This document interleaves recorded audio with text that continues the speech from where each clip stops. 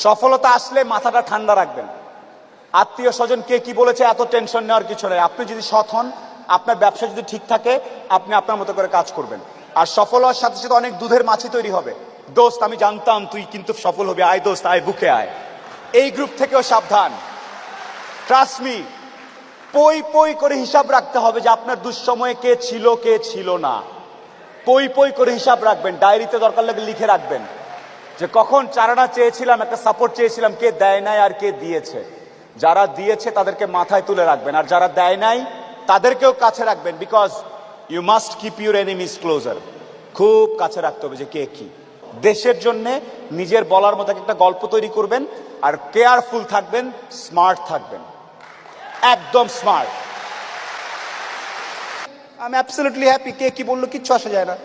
কোটিপতি নাকি বিলিয়নিয়ার কিচ্ছুই আসা যায় না। Thank you, absolute pleasure.